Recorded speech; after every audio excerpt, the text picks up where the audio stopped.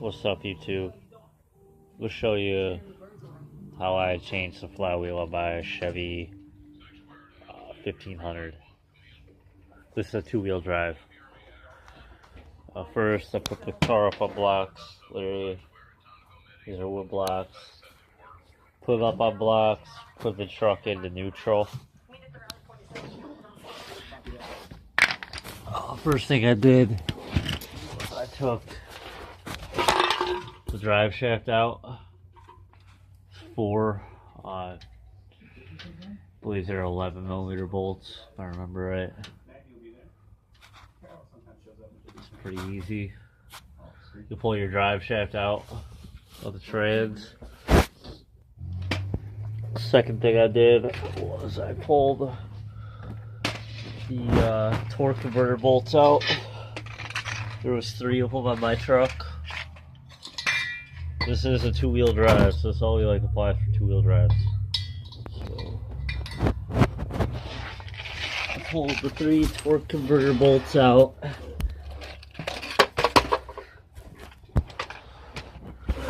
Pulled the 3 torque converter bolts out. Right here. There's 1, 2, 3.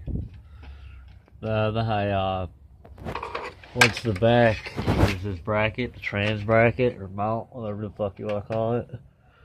I unbolted, there's 4 bolts to hold this mount in onto the frame. There's going to be 2 bolts on each side.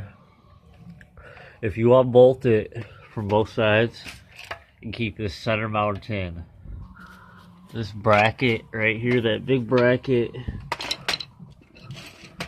will slide.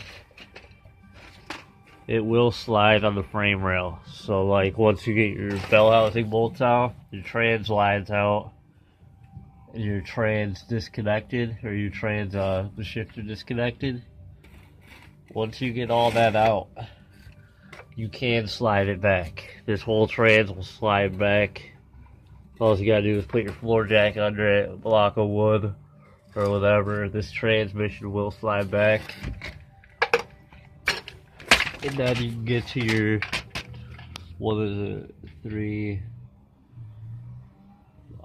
your 6 flywheel bolts. Also, you want to check those freeze plugs in the back. You can see the one there. See, there's that cam plug there, the cam plug, whatever the fuck you want to call it. Then there's another freeze plug back up in there. I don't know if you can see it or not, but I changed the freeze plug over here because it was rust on the left side, driver's side, because it was leaking. And I'm also going to be changing these freeze plugs, the freeze plug there.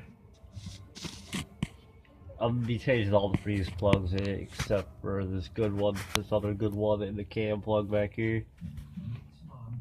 I'm going to be changing the ones on the block because they're pretty rusty. And you can see that little bit of seepage down there off it, a slight bit. I want to change it before winter though. Also be changing that rear main seal and the oil pan gasket because I want this thing not to be leaking any oil. But that's the way you can do it on a two-wheel drive. It can be done. If you move the trans back a slight bit, or unbolt the trans, you don't even gotta drop any of the exhaust. All my exhaust is up.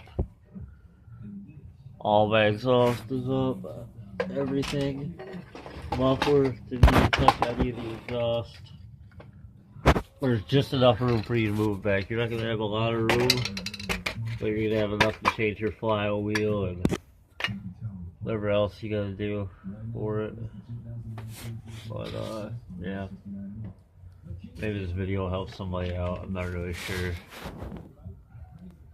But I didn't really see any other little videos of it online, so. Alright, YouTube. Peace.